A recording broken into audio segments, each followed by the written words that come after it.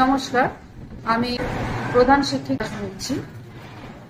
আজকের দিনটি আমাদের কাছে খুবই গুরুত্বপূর্ণ একটি দিন, বলতে পারেন আমাদের শিক্ষকতা জীবনের একটা মাইলস্টোন। কারণ আজকে আমরা আমাদের মাঝে পেয়েছি ডক্টর চিন্ময় সরকার। তার পরিচয় আমি আলাদা করে এখানে দিতে চাই না, কারণ তিনি সর্বজন বিদিত। কিন্তু আজকে যে আমরা তাকে আমাদের মাঝে পেয়েছি, এর জন্য আমরা খুবই গর্বিত অনুভব করছি। আজকের যে প্রোগ্রামটা নিয়ে আমাদের কথা হয়েছে সেটি হলো career compass for all youth, for all youth Bengal. Career compass বিষয়টা কি? আমরা এতদিন কেরিয়ার কাউন্সেলিং শুনেছি, কেরিয়ার গাইডেন্স শুনেছি, কিন্তু তাহলে কেরিয়ার কম্পাস বিষয়টা কি? ডক্টর চিন্ময় সরকার আমাদের সাথে, আমাদের সমস্ত টিচারদের সাথে এই বিষয়টা নিয়ে এত সুন্দর সাবলীল ভাবে কথা বলেছেন, প্রায় 3 ঘন্টা। এই বিষয়ে উনি আমাদের যে সমস্ত আলোকপাত করেছেন তাতে আমরা অনেক নতুন দিশার সন্ধান পেয়েছি। যেমন আমাদের বিভিন্ন দিকে একটা ভাবনা চিন্তা ছিল, কিছু গতানুগতিক ভাবনা চিন্তা, যে আমরা জাস্ট ভাবতাম যে আমাদের বাচ্চাগুলো কি করে কেরিয়ারে জাস্ট সাকসেস পাবে, নর্মাল যে পথে চলছে, গড্ডালিকা প্রভাবে ভেসে যাওয়া বলতে পারেন, যেগুলোতে তারা হয়তো গিয়ে আলটিমেট সাকসেস পাবে কি পাবে না। কিন্তু ডক্টর সরকার আজকে আমাদের বোঝালেন, পথ দেখালেন যে এই গতানুগতিক দিশা ছাড়াও আরো অনেক দিশা আছে। এই প্রজেক্টের লক্ষ্যই এটা, গতানুগতিক পথের বাইরে আমাদের ছেলে মেয়েদের নতুন দিশার সন্ধান দেওয়া।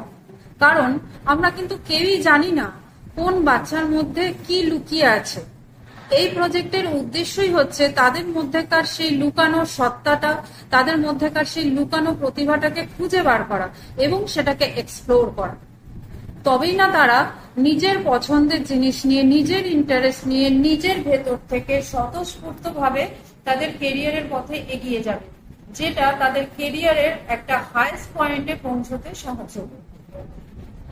এর জন্য আমরা ডক্টর সরকারের কাছে ভীষণভাবে কৃতজ্ঞ। ভবিষ্যতেও উনি আমাদের আরো এই ধরনের গাইডেন্স দেবেন।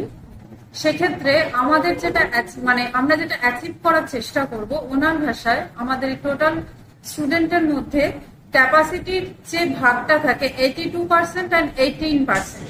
82% হচ্ছে এই গতানুগতিক লাইফের মধ্যে দিয়ে চলে যাওয়া, আমরা একই মেন স্ট্রিমে যাব বা সাইড বাই সাইড যেগুলো আমাদের নোন স্ট্রিম, সেগুলোর মধ্য দিয়ে আমরা এগোবো, সেই পথেই এগোবো। আমরা রিস্ক নেব না, আমরা বেশি ভাববো না। বাবা মা বা পূর্বপুরুষরা যা করে এসছেন বা চারপাশে আমরা যারা দেখছি তথাকথিত সাফল্য লাভ করেছে যারা, আমরা সেই পথেই এগোবো। এটা হচ্ছে 82%। কিন্তু আমাদের এই প্রজেক্টের উদ্দেশ্য হচ্ছে বাকি 18% যারা এই গতানুগতিক পথে না গিয়ে নিজেরা কিছু নতুন ভাবে তৈরি করতে চায়, নিজেদের ভেতরে যে বিষয়টা লুকিয়ে আছে সেটাকে নতুন ভাবে বাইরে আনতে চায় এবং সেটাকেই কেরিয়ার হিসেবে তৈরি করতে চায়। তারা নতুন কিছুর পথ দেখাতে চায়, অজানা পথটাকে তারা জানা পথের জায়গায় নিয়ে আসতে চায়। এই 18% ডেভেলপমেন্টটাই হচ্ছে আমাদের এই প্রজেক্টের মূল উদ্দেশ্য। 82% থেকে এই 18% মধ্যে সংখ্যাটা আরো বাড়ে। আমরা সবাই জানি এখন এআই একটা অন্য মাত্রায় পৌঁছে গেছে, বলা যায় এআই আমাদের জীবনটাকে অনেকাংশে কন্ট্রোল করছে। কারণ কি, আমরা যা আমাদের সবটা এআই জেনে গেছে, এআই এর কাছে সবটাই জানি। কিন্তু এআই এর মাধ্যমে আমরা কিন্তু ভ্যালু সিস্টেমের মধ্যে যেতে পারছি না। আমরা বাচ্চাদের যে অনেস্টি বা ভ্যালু এডুকেশনটা দিই, সেটা কিন্তু ম্যান টু ম্যান ইন্টারাকশনই সম্ভব, ইন্ডিভিজুয়াল ইন্টারাকশনই সম্ভব। সেটা কিন্তু এআই এর মাধ্যমে কখনোই সম্ভব নয়। এআই হয়তো টেকনিক্যালি প্রফেশনালি অনেক ডেভেলপ হতে পারে, but human being, as a human being আমাদের নেক্সট জেনারেশনকে তৈরি করতে গেলে আমাদের কিন্তু বাচ্চাদেরকে সেই অজানা পথটাকে দেখাতে হবে, যেটা এআই এর কাছে জানা নয়, যাতে তারা এই টেকনিক্যাল ওয়ার্ল্ডে এআই এর মধ্যে হারিয়ে না যায়। কারণ অনেক প্রতিভা আছে যা কিন্তু এই এআই এর চক্রজালের মধ্যে হারিয়ে যাচ্ছে। আমাদের উদ্দেশ্য এই এআই এর চক্রজাল থেকে বা চক্রব্যূহ থেকে বেরিয়ে বাচ্চাদের নতুন পথে নিয়ে যাওয়া, যাতে তারা এই অনেস্টি ভ্যালু এডুকেশন গুলোর মূল্য দেয় এবং তারা পরবর্তী জেনারেশনেও সেটাকে পাঠাতে পারে।